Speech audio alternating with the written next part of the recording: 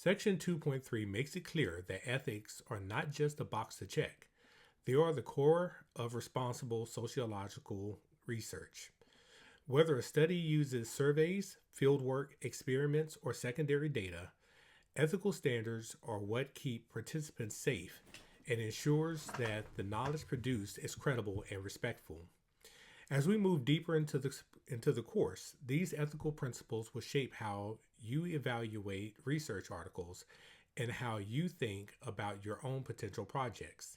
Ethics reminds us that behind every data point is a human being deserving of dignity and protection.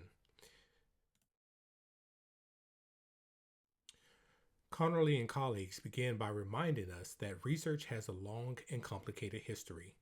Not all studies conducted in the past were ethical, and some caused real harm. Because of that history, sociologists today operate with strict ethical frameworks designed to protect participants and ensure that the research is both trustworthy and humane. Ethics serve several purposes. They safeguard the dignity, safety, and rights of participants. They protect researchers from legal and professional consequences, and they strengthen the credibility of sociological findings. Ethical research is not a secondary concern, it is foundational to the discipline. One of the central principles in this section is informed consent. Conerly et al. Emphasizes that participants must understand what a study involves before they agree to take part. They need clear information about what will happen during the study, what risk exists, how their data will be used, and whether there is any compensation or potential discomfort. Most importantly, participation must be voluntary. People have the right to refuse, and they can withdraw at any point without penalty. Sociologists cannot deceive participants without risk, hide procedures that could cause harm, or coerce individuals into participating. Informed consent is about respecting autonomy. Once people agree to participate, sociologists must protect their privacy. Conerly and colleagues highlight that individuals should not be identifiable unless they explicitly agree to be named. Researchers often remove or disguise personal details, store data securely, and use pseudonyms when presenting findings. Confidentiality is critical because research sometimes involves sensitive information, especially when studying topics like crime, health, sexuality, or deviant behavior. If participants fear exposure, they may be harmed socially, legally, or psychologically. Ethical research protects them at every step. Another major theme in Section 2.3 is the obligation to minimize harm. Sociologists must design their studies so that no participant faces unnecessary risk. While some studies may involve emotional discomfort or sensitive questions, the potential benefits of the research must outweigh any risk involved. Conerly et al. Note that researchers must be prepared for unexpected consequences. For example, if a participant becomes distressed during an interview, the researcher should stop, offer support, or provide referrals if necessary. Ethical research prioritizes the well-being of people above data collection.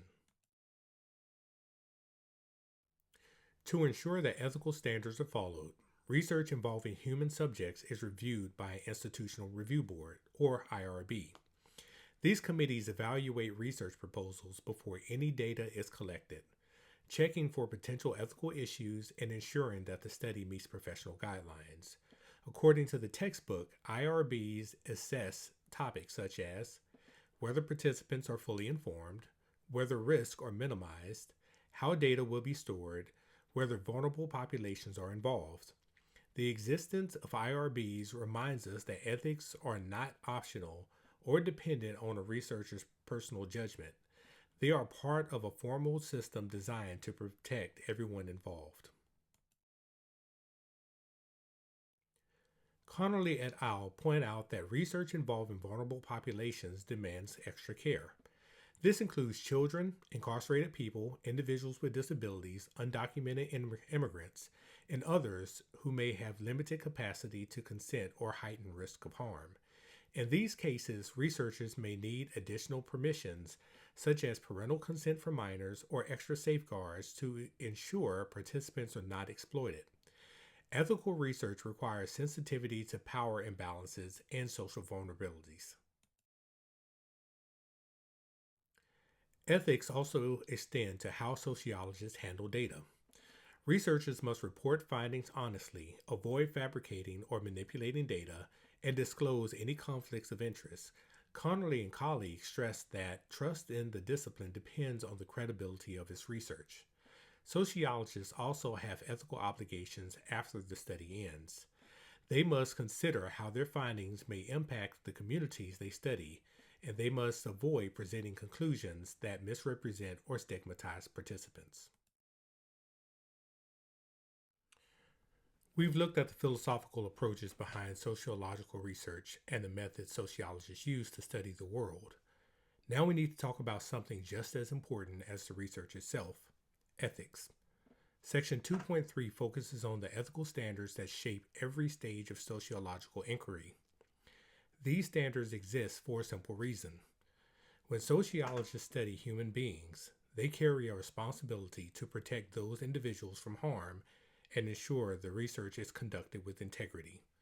This section is about understanding what that responsibility looks like in practice.